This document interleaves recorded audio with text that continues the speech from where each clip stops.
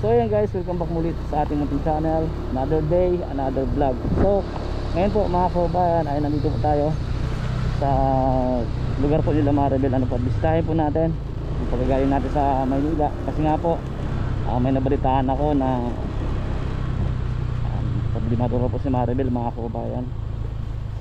Basta po mamaya malalaman nyo. Dala po tayo ng 25 kilos na bigas para po sa kanila. Ano po, kay lola, kay isang mag-asawa at siyempre kay nanay, ano po, para kahit paano din na sila mamroblema po sa pambili po ng bigas mga kababayan, mga kababayan. Dito na po tayo.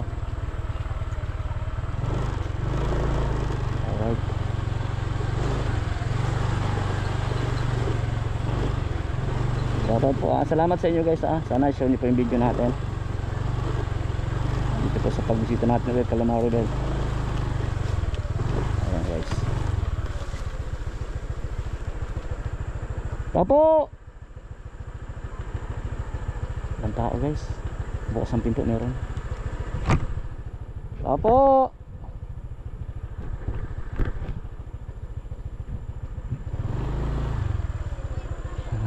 Gandang araw. Kumusta? Si Chris? Wala po, nagkukuha ng sahod. Nagkuha ng sahod? Maribel, magandang araw. Kumusta kayo? Okay naman. Ayan po mga kababayan. Magandang araw din po. May nabalitaan kasi anong problema ka doon. Anong problema mo? Siya nga po, sa kuryente po.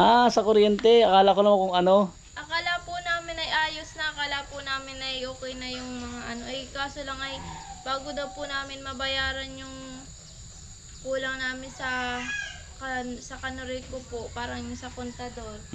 Kailangan daw po magbayad muna kami dun sa munisipyo. Tapos, nung magpunta po ako dun, ano po, kailangan pa daw po itong inspeksyonin. In-inspection po ito ng munisipyo po. Tapos sabi sa... Bakit munisipyo nag-inspeksyon? Dapat Meralco. Meron din po ditong nag-inspection na sa Canorico. Tapos meron din po sa munisipyo. Tapos, Ano daw ang purpose sa munisipyo? Bakit nag-inspection sila ng bahay? Tinitingnan yata, tinanong sa akin yung sukat ng bahay. Tapos nagpunta ako dun. At sabi niya po, pepresyuhan niya na lang ako. Bakit pipresyuhan ka? Kailangan nga daw po magbayad dun ay. Hindi, naguguluhan ako. Baka pinaplayan mo, building permit, magpapatayo ka ba ng building dito? Hindi po. Kontador lang naman. O kaya nga, naguguluhan ako parang, bakit kailangan ng kailangan ng city hall? Kasi nung dumating na po si Chris. Kasi nung sige, nagpakabit kami ng kuryente sa Bulacan, sa bahay ko.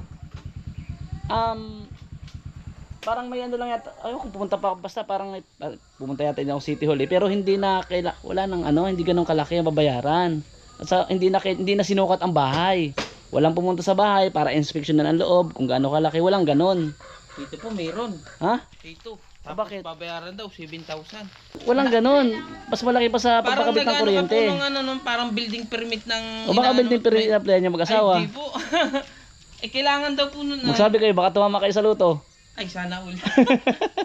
Merendal po tayo kayo May dala kang merindalan. Meron po dito. May dala din ako. Chris, buhatin mo to Chris at di ako pwede magbuhat. Pwede po yan, sa amin po yan. Alangan naman sa akin to. Pwede ko na yata po ito pa may Sige.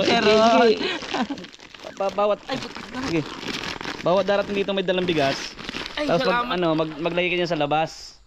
Naglagay daw sa labas sa mga kahon-kahon. Pwede naman po. Joke lang. Anong gagawin sa kuryente mo? Kuryente nyo?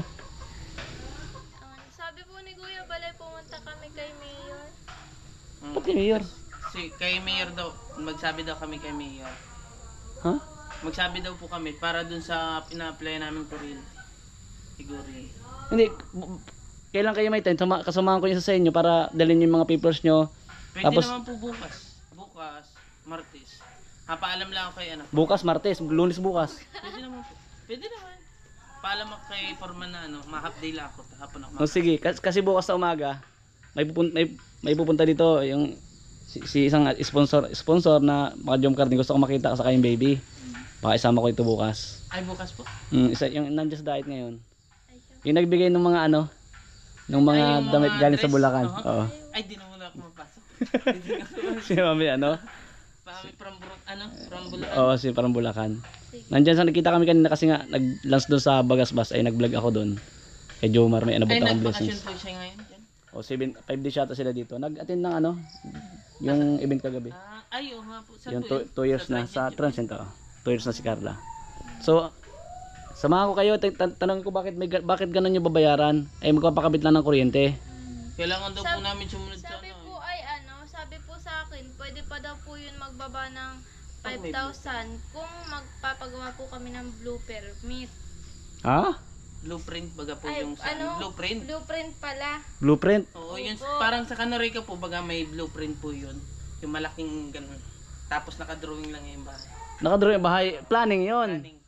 About sa magpapalagay kayo ng mga ilaw dyan, yung mga tapos building permit nga yun. Parang ganun po.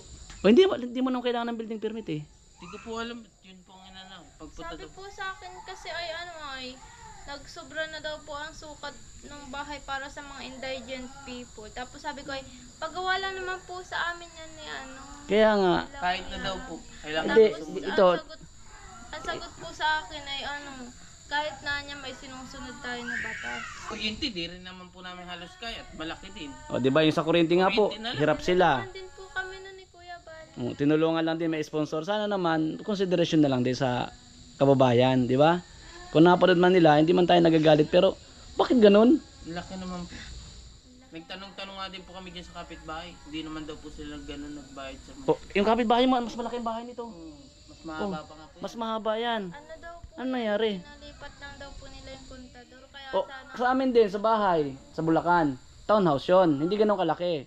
Pero may 2 kwarto, may sala, may garahe. Pero nag-apply ako ng kuryente para nakapangalan sa akin dahil nakuha ko yun, di ba, sa True Pag-ibig. Wala naman pumunta sa bahay. O pag nagbayad ako doon, almost 7,000 yata. Nagantay ako ng 2 weeks yata or 3 weeks. Nakabit ang kuryente. Dito Sa may- magkano na sa po Bulacan yun. nagastos namin dito. Hmm? Mga 15 na. Oh, grabe naman yun. Tapos kumabayad pa kami nung sa munisipyo na may git 7, mga 20 plus. 20. Hindi. Sasamahan ko kayo. Samahan ko kayo. Sino yung bukas ng umaga or bukas ng after lunch? Sige po. Samahan ko kayo. Tanungin natin kung bakit ganun yung kalaking babayaran. Kasi sa kagaya, sinabi nyo yung kapitbahay nyo, hindi naman dumaan sa ganyan. Hindi rin. Kahit doon din po sa kabila. O, ang laki din nun sa kabila, di ba? Hindi rin O. naman daw po sila ganun. Tapos kayo, Kami baka nagbarong ka, kami. baka nagsuot ka ng mamahaling mga damit, pupunta mo doon. Ay, gusot-gusot na nga yung sinuot ko para siguradong mahirap.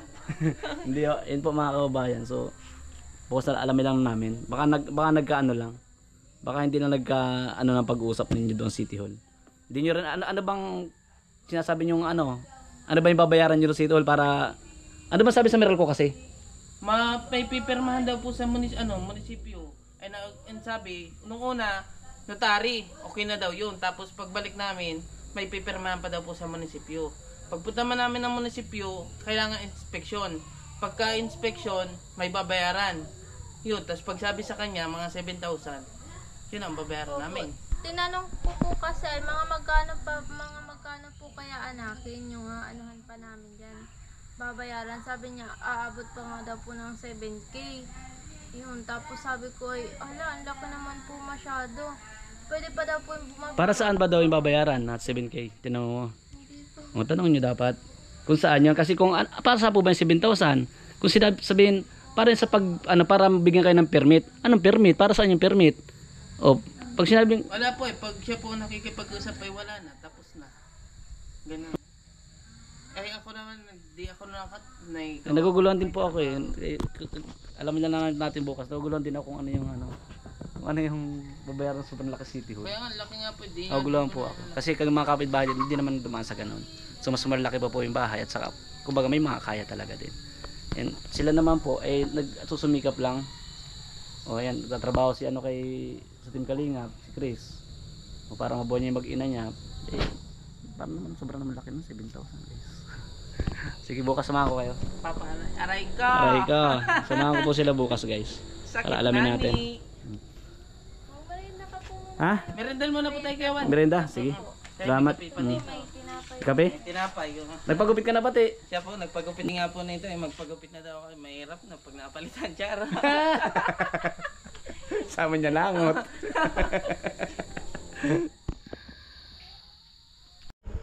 Bye baby princess. Bye! Malamok, malamok. Tatalasing ice ka pa. Ano? Bye-bye! Bye-bye na sa ito. Bye-bye! Salamat din, bye-bye. Sige.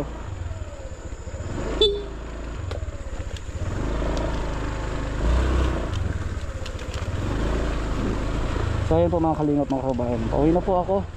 Galing po ako kay Maribel. Ayan, yung palang problema po sa kuryente pa din. So tulungan ko na rin po sila bukas. Maglakad po na sa kuryente mga kabayan mga kalingap. So para malaman din po natin kung bakit ganon, malaki daw bayaran sa City Hall. So maraming salamat mga kabayan mga kalingap. God bless everyone. Love you all po. Thank you po.